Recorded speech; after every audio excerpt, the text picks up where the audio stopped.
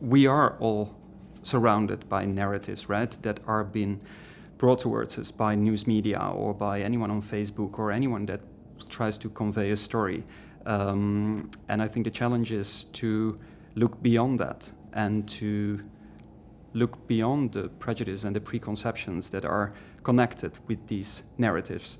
The moment that you're having a stranger in front of you, to see this person just as a person without all the stories that you might have heard about the situation that this person finds himself in. And I think that's a big challenge that we have in this world that is where many images are mediatized towards us in our direction. I think that the image that people are seeing during Guilty Landscapes is connected to preconceptions and to prejudice and to ideas of what's happening in the situation that you're watching. And I also don't think that this is a false narrative. I'm talking about what this does to the people walking around these kind of situations, the people that are sometimes, without wanting that, being perceived as victims and not as human beings. That means that they're being objectified. And what I try to do is to look with these people at the situation, to show that the internet is a means that has a download and an upload. It's not that when the news comes towards us that we are just receiving, it's also that we are sending. It's also that people on the other side of the world know that we are watching.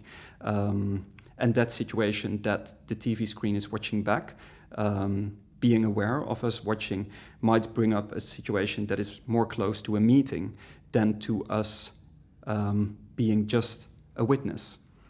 It takes you out of your pretty comfortable position as the person who's just on the receiving end. There's no image that's neutral, right? There's always, behind every image that's thrown towards us, there's an agent, there's an agency, there's someone who tries to convey something, and that might make the people walking around these images, the protagonists of the news, so to say, as perpetrators, as victims, without them wanting it. And I was wondering, can I create a situation in which the news watches back at you, so to say, as if you're sitting at the couch in your living room and the 8 o'clock news sees you watching, is witnessing you being a witness?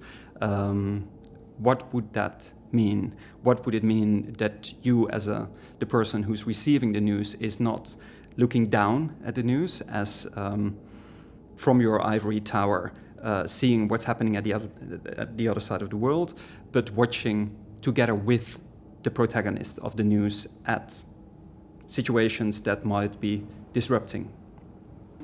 That's the beautiful thing about this sentence, or this theme, slow and gentle, right? It seems to be the undertitle of the festival, to take time and to let your gaze drift off in another direction and let it not go in the direction where it's supposed to go, to not see a person immediately as a victim or as a perpetrator or as anything that you think this person is, but to look beyond that.